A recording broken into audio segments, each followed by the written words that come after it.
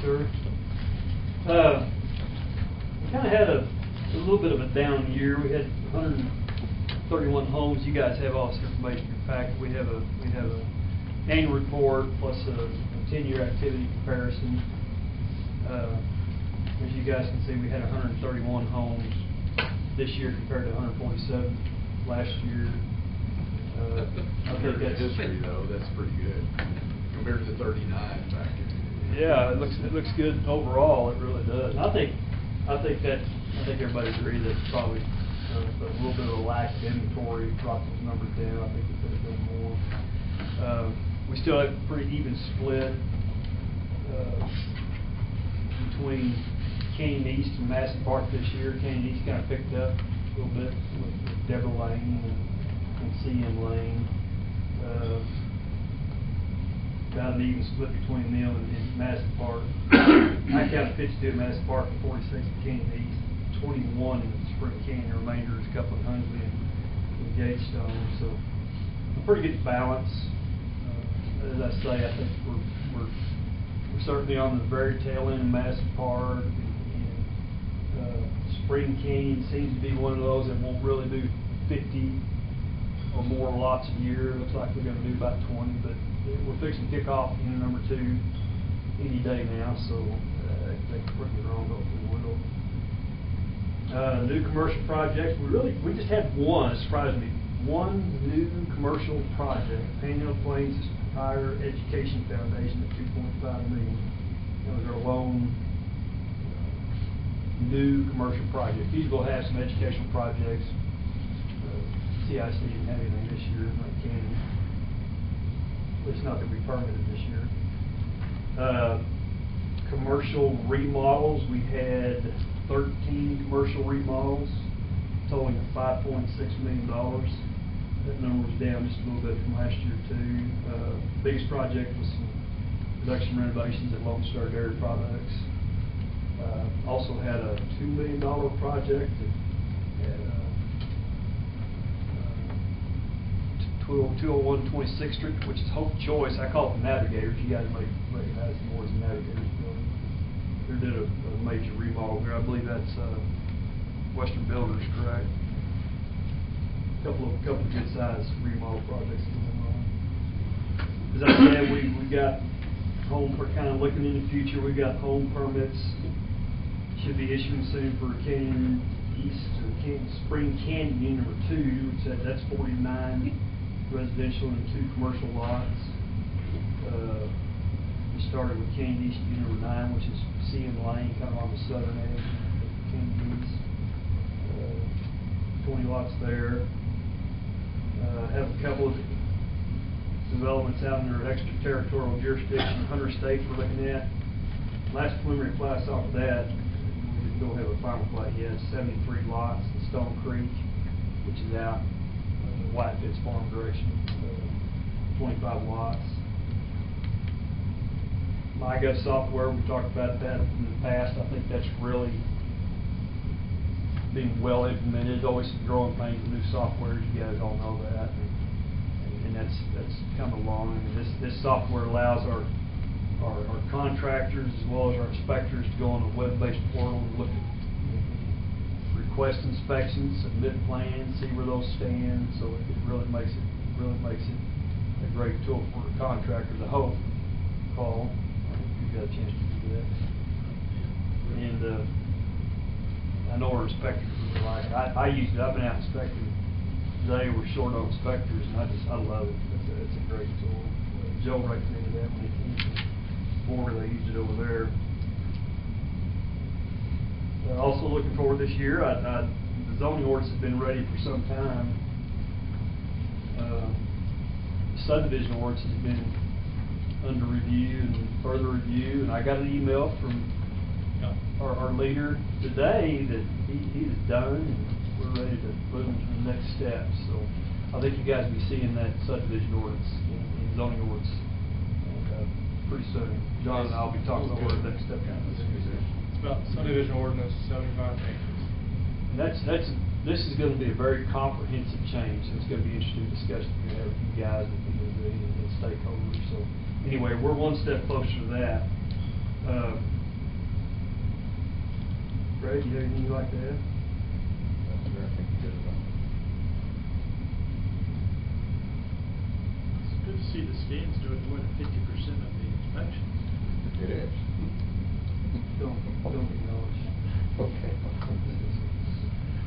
He's looking at it.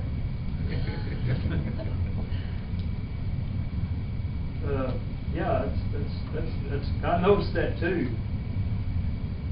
A little bit more even distribution. Yeah, Stan's our lead inspector now, followed by Michael and Craig, and I'm bringing up the rear, of course.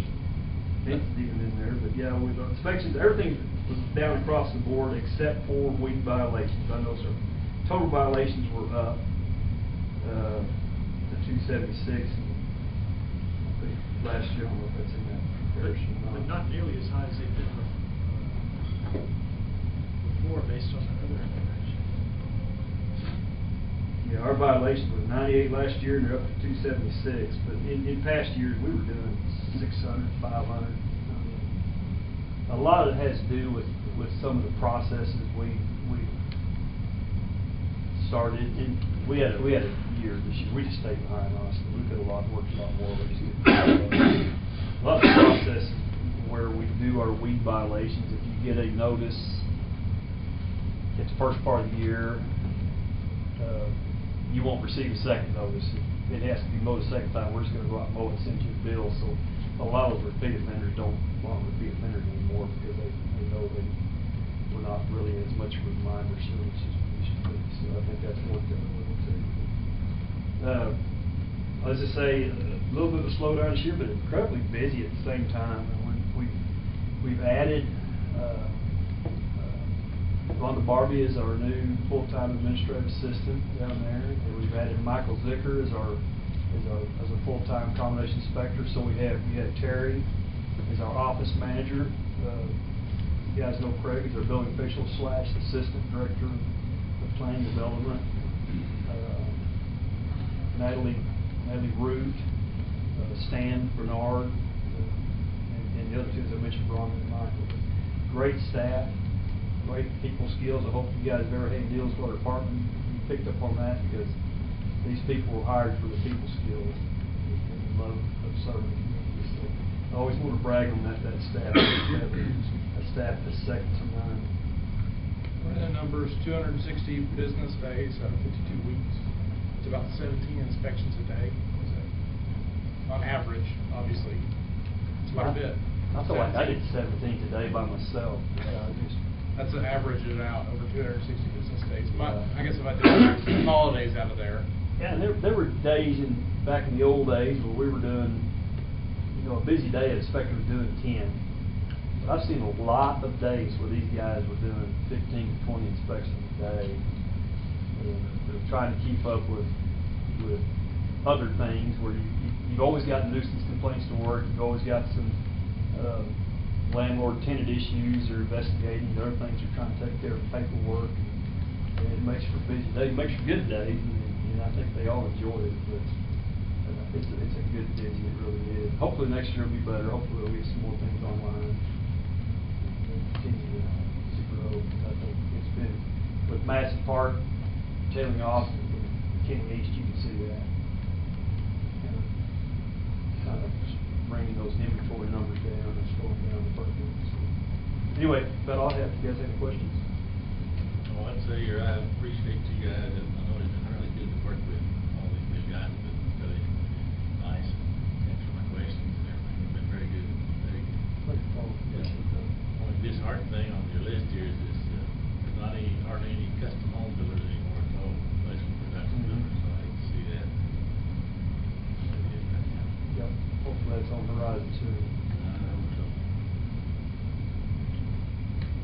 Did y'all run any new certifications this year? Did anybody get a new license? Close. We're working on it. Michael is about to take his residential plumbing inspector's license. It's already been that long. So Michael's moving pretty fast. He's moving along pretty It fast. must be a year under a license. You can take that test just as soon as you are prepared to take it. It takes some study, but he's moving along pretty well now. That takes about 2 years to get the time in to get your state licensed plumbing inspector. That's what I'm thinking. Stan's working right now, he's working with Energy Mechanical, Michael's fixing to take that. I'm not sure what Craig's working on, but I'm sure it's something really exciting. It is. Yeah, that's a key. And we talked about that at length just this past week, about those certifications. Everybody's had a lot to do. They're all studying. I know Stan's always been one of those guys that stays late. When he goes back to studying. We're trying to wait for the canyon traffic to slow down so we can miss the rush hour. Yeah, brutal.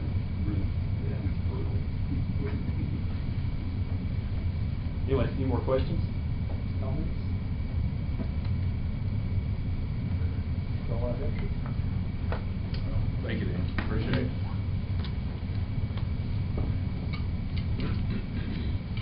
All right, item number 7 is to consider and take appropriate action on resolution 43-2021, resolution of the City Commission of the City of Canyon, Texas, prescribing limitations on parking for standing motor vehicles or trailers during parade to be held December 4th, 2021. Chief Rush. All right, thanks. So the commission, the Chamber of Commerce will hold their Christmas lights parade on December 4th. And so we're gonna try to close down traffic, starting about 5. The parade will start down at 4th and 19th at the Happy State Bank and Methodist Church parking lots there.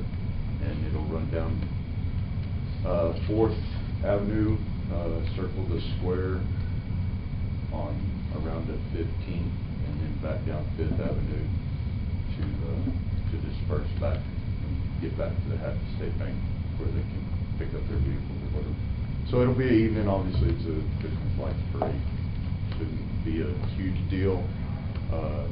We'll have to get a permission from TxDOT, of course, to close that, but the engineers are pretty friendly with us. We're just asking for the resolution to shut it down for the group. I'm going to approve resolution number 23-2020. Second. Have a motion and second. Is there any further discussion? All in favor of the motion signify by raising your right hand. Opposed, like sign. Motion passes. Thank you. Thank you, Chief. Maybe it won't be as crazy as last year. That was the bad plan last year. It's backed up. Backed up all the way. Back down to two weeks. I think we got past the field at one point. All right. Now we have to consider meeting dates for the months of December 2021 and January and February of 2022. Gretchen, will you line this out there? I will line you out. We are going to add 4 more meetings a month. We figured you weren't tired enough. It's as typical with the holidays and with President's Day and MLK that you so graciously awarded all of us who were excited about. We will be closed on those days. Then New Year's Eve will fall on the first Monday of, the 3rd of New Year's, which will be our holiday for New Year's Eve. We'll be closed because that's the first Monday. And then we've got MLK Day, the 17th. So in the past, we've met once a month for December, January, February. Usually you've been meeting for budget, and then we've thrown in the strategic plan. So I think it's nice to give y'all a break. Our charter only requires us to meet once a month. We do meet twice a month typically, and we can always call a meeting if something comes up. But what we would like to do is just plan to meet December 6th, which would be our next meeting, and then again on January 10th, and then February 14th, which is Valentine's Day. So if y'all are okay with that, we can keep that, and then we'll be back to the normal schedule in March. pretty bad. I did notice you didn't have it on my anniversary of January 7th this year, but I didn't notice that you did have it on my own. I'm trying to, Well, my anniversary is December 6th, so I'm out to, I'll be here, but I'll be in trouble at home, so. We'll make them short. You know, I bet that one can be pretty short since we're meeting this late on Tuesday. Yeah, there's not a whole lot, there's a couple of first readings, they should not be too long. Definitely. Or we could move it to, That's good. Can't move the 6th unless you want to redo the annexation. Yeah, that's true. Annexation of law. Don't act like y'all really care about Valentine's Day that much. They even get out of good iron yet. Kelsey's playing with fire here, you know. So if you guys are okay with that, that's just what we'll plan on at this point. okay. That's good. We need to make a motion, right? Do what? Do we need to make a motion or something? No, I think we're good, Kelsey. Okay. If everybody's good here, I think we're set. So, for that.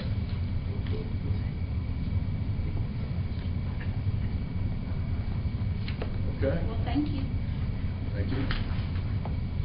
All right. Well, that does take us to item number 9, executive session pursuant to 551.071, consultation with attorney, 551.072, deliberations about real property, 551.074, board appointments, Canaan Economic Development Corporation, and Tiers number 1 board, and 551.074, personnel matters, city manager evaluation.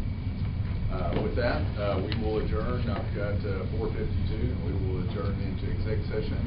And I think WT students that are here, you can probably wrap it up instead of waiting for us to get back. So I think Gretchen will get you fixed up.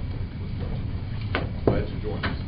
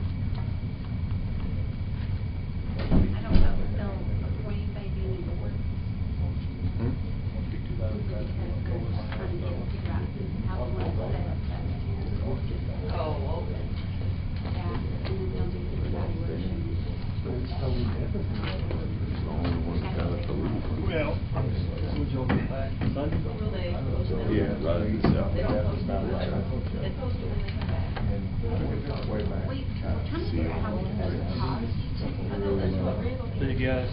Video.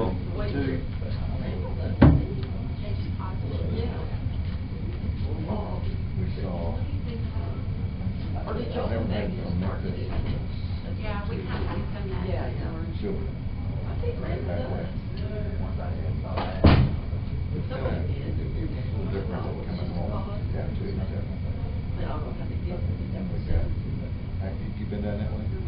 Yeah, that southwest corner. Yeah, we're not, we're not. Coming on the west side, east side of Silver. Yeah. This last summer, we were at Camp Rocky, we like to hike. Yeah. and Where I found those I'll- ski shops, we were not. Oh, my car goes. We were probably 3/4 through our hike. We got up to the flat here, and we got to see them about a half mile out. And saw a trailer that was parked over it. Really? Parking lot there, an overlook. And we had no idea what that was. Well, I didn't. So when we saw it, we had about 5 o'clock. We see exactly where we were staying. And we That's hard to catch those big sometimes. Fern caves. It's green year round because around there is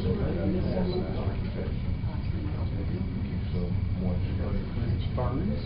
Wow. Yeah.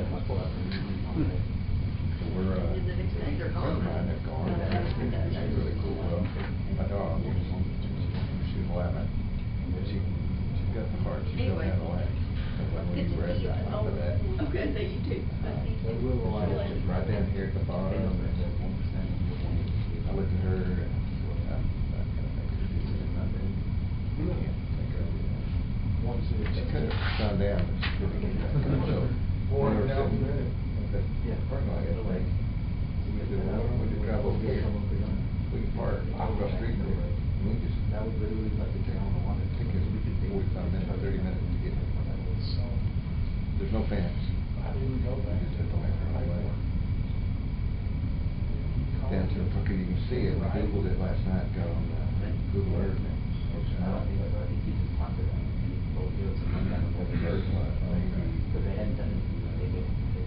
So we don't have any of that property.